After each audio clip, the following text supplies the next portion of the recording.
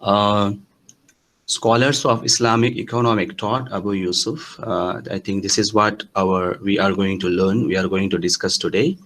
Um, uh, we need to know about his timeline and also his contribution towards this Islamic economic thought. It is quite interesting to know because Imam Abu Yusuf was a chief justice. That's why we call him Qadi Abu Yusuf. Yeah, um, he was actually one of the Hanafi fiqh schools scholar, and he was a very close student of Imam Abu Hanifa. Uh, the most important thing before we go into his work, because today we are going to talk about his work, which is Kitab al-Kharaj, the first ever book written on taxation. So before we go into his work, we need to know um, his ideal concept on how he look into Quran and Sunnah. I think that is what actually most important thing, because based on that he brought all the evidences, and he himself is the person who started this what we call system today. So that's the reason why I'm asking you to go back and think about his time frame, because you see he is the student of Imam Abu Hanifa, which means um, it is actually still Imam Abu Hanifa was born in Hijri 80, which means that in first century. If you know, I think Imam Abu Hanifa has seen some of the Sahaba, companions of Prophet Sallallahu Alaihi Wasallam, which means that which made him as a tabi'in. You know tabi'in, right? The one who saw Prophet Sallallahu, the one who saw companions, and the companions who met Prophet Sallallahu Alaihi Wasallam. Then you have taba'a tabi'in. Taba'a tabi'in means the one who met tabi'in. So now I think Imam Abu Yusuf will be one of the tabi'in, and you understand that time frame now, because it is very very close to the period of Prophet Sallallahu Alaihi Wasallam and the companions, and it is also quite important to understand that at his time there was no hadith compilation were available. Today it is quite easy for us to go back to Siha Sitta, which means the authentic hadith of six hadith book like Bukhari, Muslim, Abu Dawud, Tirmidhi, Ibn Majah, Nasa'i. Right? That time, no, even Imam Bukhari was born after his time. Uh, uh, all those scholars that just now I told you, all of them born after his time. So he is one of the early Muslim scholar, and in his time, everything was actually created. All those kind of system, because you need to understand the background of the history. Because you see, Medina, Medina was the center that time.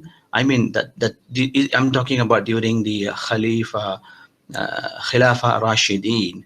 I'm talking about the period of Khalifa Abu Bakr, Khalifa Umar ibn Khattab, and then Uthman ibn Affan, then Ali ibn Abi Talib. So these are the period. In this period, Medina were the center of Khilafah. Later, after the Khilafah Rashidun, then it moved to Marwan ibn Hakam, and then you have Muawiyah ibn Marwan, then you have Yazid ibn Marwan, then you have again Muawiyah ibn Yazid ibn Muawiyah. So these are the rulers. They came from Umayyah, Banu Umayyah, the family of Umayyah. Then later you have the Abbasi, the period of Abbasi. So do not think that every ruler were ruling the country for like 30, 40, 50 years. No. and it is quite difficult that time to rule that time, because there will be war and then they will die and then the next one will come. So it will be like 2, 3, 4, 5 years, and then every rulers will change. In fact, Kitab al-Kharaj was the it was the request from Harun Rashid, one of the ruler of Abbasid. It was the request of Harun Rashid. He asked Qazi Abu Yusuf to do this taxation, something on taxation. So you need to understand now. His time frame is actually in between Umayyah and also Abbasid, and that was the time that the Muslims were receiving so many interactions from around the world, and so many new Muslims were coming into Islam, and then the Islam already started expanding from Spain to Sindh. I think you know Sindh means, Sindh is actually today's Pakistan, near Pakistan, that side. So just imagine, from Spain until Pakistan, then it went to India. So that time actually Islam already started coming. So now just imagine how big is the Islamic world. And you need to know, there were no system to collect the taxes. They were talking about it, but there were no single system to follow. So what happened that time is actually also, it's very crucial time, because every single ruler were doing this kind of things, because they were thinking that there is no proper guidance from Quran and Sunnah, so they can do whatever they want. They can ask, they can impose any kind of taxes to anybody and collect the money and then put in Baitul Mal and then spend that money for their family. So there were so many. And the most important thing actually, you need to know that time of the most problematic time in Aqidah. I think maybe you know this, if I tell you the names, like have you heard of Mu'tazila? And that time also Shia started coming. And then the Kharijiyya, I think if you know the name, these are the groups of people. These are the people who were against of the Aqidah, the basic belief system of Ahl Sunnah wal Jama'ah. So now, if I tell you, during that time, Imam Abu Hanifa wrote a book called Fiqh al-Akbar. So do not think that when I say al-fiqh al-akbar means that he wrote about fiqh, that what we understand today. It is not the fiqh that what we understand today. It is actually aqidah that he wrote. So now Imam Abu Hanifa is the person who started this the judicial part, which means that he doesn't want to listen to any Khalifa and then just do the register. I mean, just do the compilation of fiqh based on, or maybe favoring to those Khalifa. I mean, those time, the Abbasid and Umayyads. Instead, what he did actually, he did him independently, like what we call freelance today. Independently, he had a few scholars, and he started sitting down and discussing and doing research, and started compiling what we call today kind of policies, right? So he started creating usul. That's what we call him, the father of usul, because he is also he was also a rich person. I'm talking about Abu Hanifa, but if we talk about Abu Yusuf, he was not a rich person, and he was a poor. Not only that, Imam Abu Hanifa was helping him, teaching him, Also, Imam Abu Hanifa was helping him and his family financially, not academically only, also financially. Um, that is the reason why Imam Abu Yusuf had a problem when Imam Abu Hanifa passed away. He was not getting the allowances. Then he has to go and find something to support his life. Then later, one of the Abbasid Khalifa, he appointed him as a chief justice. Remember, when I say chief justice, that is the first time ever in Islamic history is happening. There is no chief justice before that. That was the first time happening. So now, why he became chief justice? I'm coming back to what Imam Abu Hanifa was doing. Imam Abu Hanifa was independently gathering all the scholars and discussing about all kind of judicial fiqh, jurisprudence, and then he started compiling and creating policies. Then Imam Abu Yusuf is the one who started recording those conclusions in those discussions. He's the one who, he was the writer. That's the reason why you can see most of the writing. If you want to see the book of Imam Abu Hanifa, it was not completely written by Imam Abu Hanifa. Most of Imam Abu Hanifa's book written by his students, Imam Abu Yusuf or Imam Muhammad. These are the people who started compiling Imam Abu Hanifa's thought and his policies. So he had a vast experience to talk about how do you understand fiqh and hadith. I just want to give you this example. I think this is the most important thing. How do you understand hadith and fiqh? Because this is what I think is most important aspect of Imam Abu Yusuf. May Allah bless him. He says, because this is where actually we need to know how do we use our intellectual property. Do you know that there is a name? There is a name for most of the Hanafis that time. They call them Ahlul Rai. I think some of you know the name Ahlul Rai. Ahlul Rai means actually people of opinions. I tell you, it's not actually something to because you see Ahlul Rai and then you have Ahlul Hadith. So apparently speaking, when you heard this Ahlul Rai, you will be thinking that these people are people of opinions and the other people are people of Hadith. So usually you will be thinking, okay, people of Hadith always better than people of opinion, right? That is how you always, and me, everybody think. Because Ahlul Hadith and Ahlul Rai, then you always want to prefer Ahlul Hadith. Okay, I don't want to go to that extent, but I just want to give you his explanation of Rai. He thinks that any hadith that time that compiled by somebody, any hadith that is opposite to Quranic verses, because there are so many so many constitutions that you can actually extract from Quran.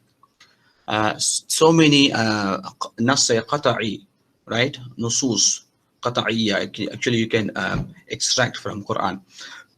If there is any hadith that is opposite to Quran, then that hadith must interpret it. It's not, even though the hadith is sahih, it must be interpreted. You cannot make that hadith opposite to Quran, because it is impossible for Prophet to say something that opposite, that against Quranic verses. And he always think, even he went another step. He said, this is where I wanted to highlight his idea.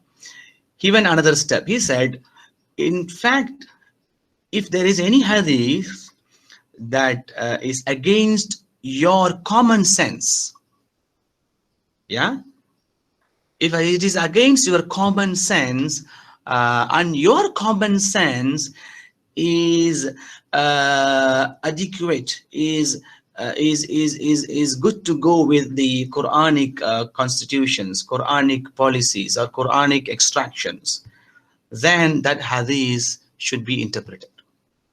But you see, this you have to be careful what I'm saying here, because sometimes you cannot just say this to everybody, because people of hadith, they will be offended, because they will be thinking, how can you just say that? Uh, you want to do you want to say that your opinion is better than hadith? You understand my point? So be careful with what I'm saying. What I'm saying is, if your opinion is not from your own, your opinion your opinion started coming out because of the Quranic verses, because of the common good, common policies that you extract from Quran, then that opinion, if that opinion is against a hadith, okay, against hadith, then you should see how to interpret the hadith, even though the hadith is sahih. So this is what actually, because you need to understand here the difference between hadith and sunnah. Remember that all the time. Hadith is something that a companion or a tabi'in is actually narrating from someone. Sunnah is something, is a tradition that people following for so long. A hadith can be da'if. A hadith can be even mawdu'. A hadith can be hasan or sahih. But sunnah, there is no da'if sunnah. Sunnah is always authentic. If someone is following day by day by day by day, and that is actually that is become tradition, it become part of your life, and that's how we need to treat sunnah. But hadith is something, let me give you an example. You know, there are so many periods of time of Prophet sallallahu alaihi wasallam.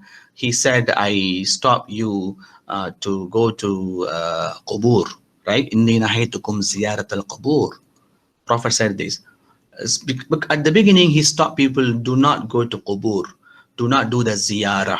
But later he said, it's okay, you can go and do ziyarah, right? So you will see there are so many nasikh and mansukh. Remember this term nasikh, mansukh, not only for Quranic verses, it is also for hadith. At the beginning, Prophet said, spend whatever you have, do not keep anything for tomorrow. Prophet said this earlier, even he was in Makkah during that time. But later he said, keep sustenance for your life, at least for an year, right? Even Prophet ﷺ used to keep sustenance, rizq, all the food items and everything for at least for 1 year for his entire families. It is why. So now there are so many. So now you see there is no big group of Sahaba who stay with Prophet ﷺ all the time. They come, they stay for a time, because you need to know this. This is not like a university that everybody stay in the campus and surrounded by Prophet ﷺ. No, Prophet ﷺ had a family. He had 11 wives, and he has to go and look for the sustenance. He has to see different people, and every single Sahaba of that time is actually having so many things to do. Usually we don't know what they've been doing. You know, it's like today we don't share things what exactly we are doing at home. Am I right? We only share if there is important thing that we've been through. So the same thing, if you look at the hadith, the companions, they don't share with you what they've been doing for their economic life. That's why most of the hadith there is not in economics, because it's quite normal for everybody, because they thought everybody know what they are doing. The transactions, you don't see any hadith talking about how much exactly this Sahabi paid the zakat. You don't know that how many dirhams, how many dinars. They don't, but they only tell you how many percentage of zakat you have to pay from this. That one is there, but there is no data. That's the reason why today we don't have data of how they've been doing it. We are just looking for some data, and with that help, we are actually creating things. But so what I'm trying to tell here, you don't get that kind of information in hadith, because they don't tell you everything. In fact, many Sahaba, they when Prophet see them, Prophet asked them, you look like a new groom. And then he will be saying, yes, I just got married. You must be wondering, while Prophet in town, how come a Sahabi is marrying without telling Prophet? Because it's quite normal. They don't go and share everything to Prophet because they have their own life, and then they do that. So what I'm trying to tell here, you need to understand this. When you look into Hadith, it's different perspective. When you look into Quran, it's a different perspective. In Quran, everything is clear, it's qata'i, everything is there. There is no interpretation needed for Quranic verses. But for hadith, you need to be careful. That's it. This is where actually Imam Abu Yusuf is coming. He is saying the real fiqh, right? The real understanding of Sharia is from Quran, and then you understand from your own intellectual property, and then from there you have to evaluate Hadith. This is what his idea. From there, he always go with writings of fiqh. So many writings that he's been doing. So with this introduction, I think we need to know this is what Abu Yusuf, and then inshallah we will be seeing all this. If possible, today we will finish it. We have another 30 minutes only. Okay, so this is the class outline that we can discuss today. His life. We will talk about his administrative position and his works, and what are the factors that shaped Abu Yusuf's mind, what was his methodology, and most important thing, his life, the period of his time, which he was actually a justice, chief judge. We call Qadi. So we call Qadi Abu Yusuf. And then we'll talk about contents of Kitab al-Kharaj, if possible today. If not, we will talk about it in the next class. Economic ideas of Kitab al-Kharaj, and then canons or principles of taxation. Yeah. Okay. So his life, yes, he was born in Iraq, 113 Hijri, which is 731 Miladi.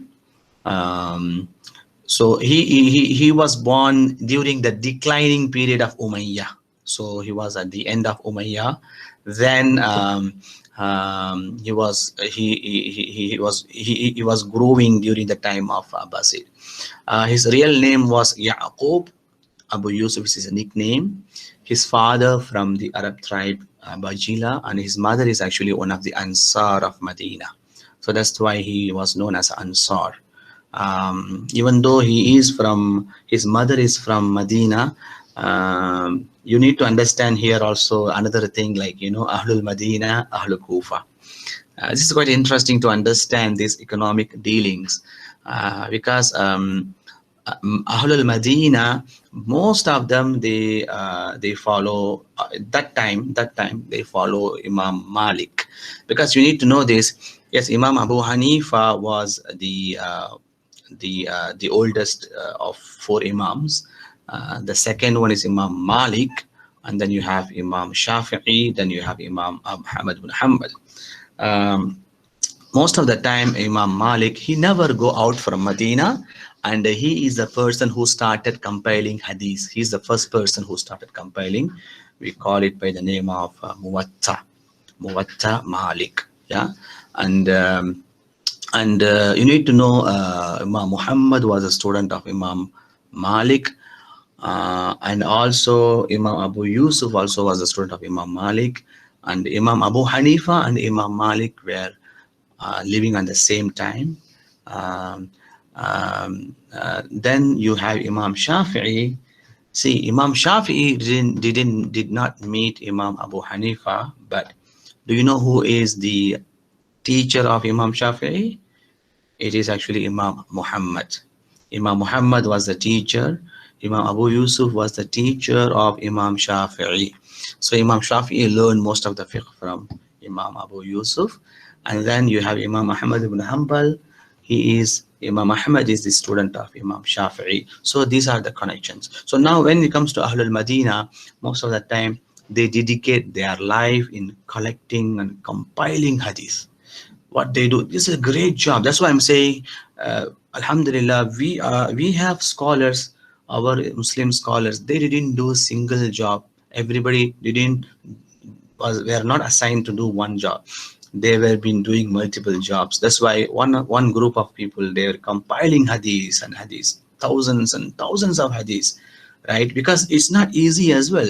You can see Imam Bukhari, when he came and he started compiling hadiths, there were thousands of hadiths already available.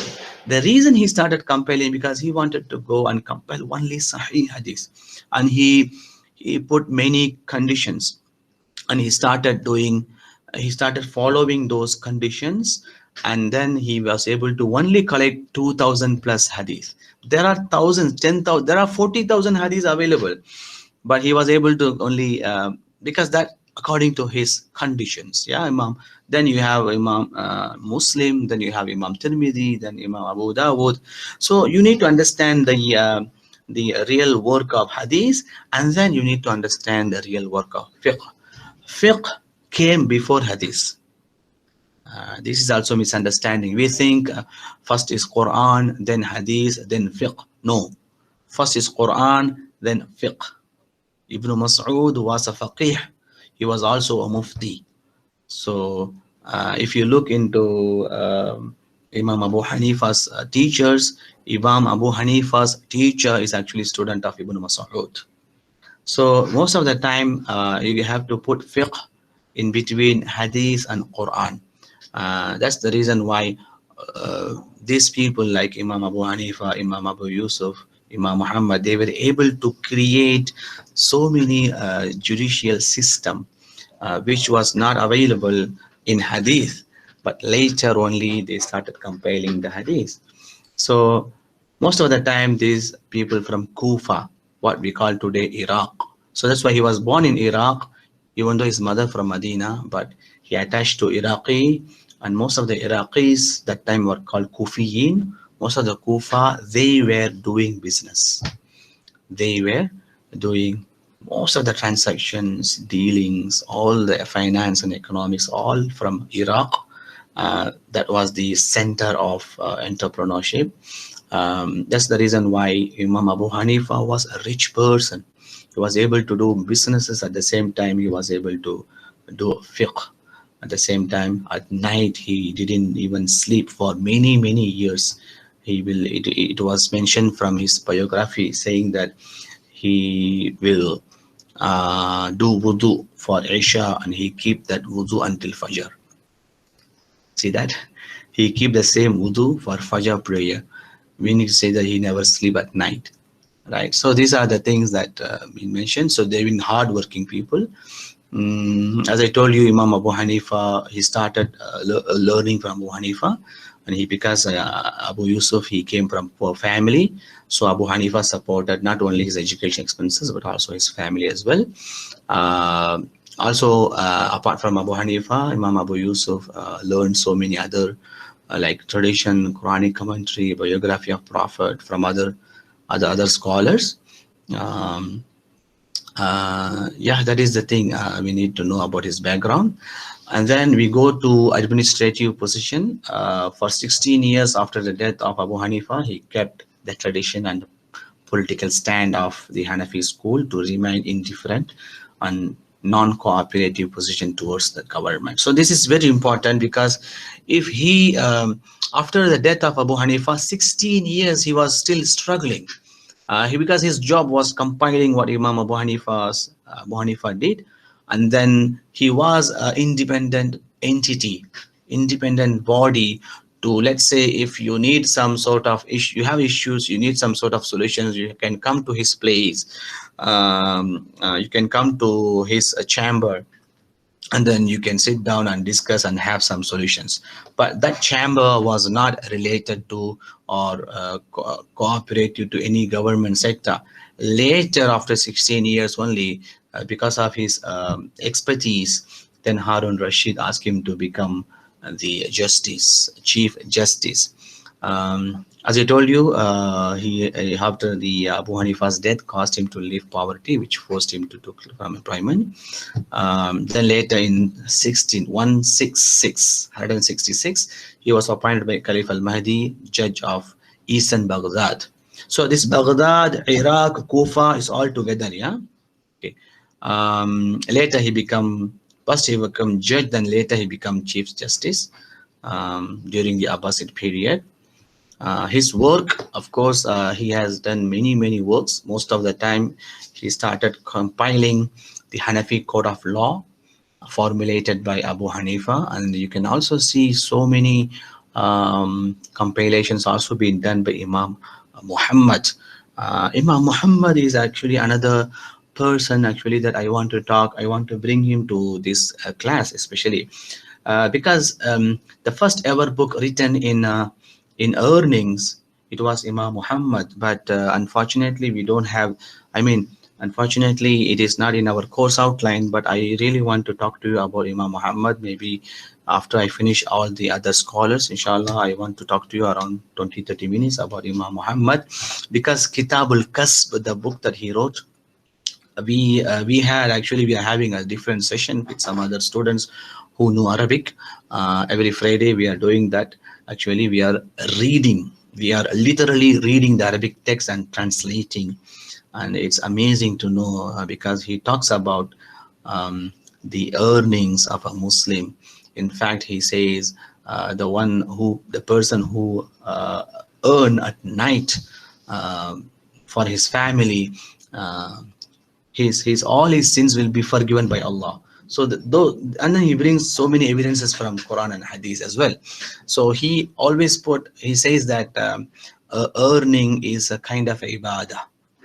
Earning is a kind of worship.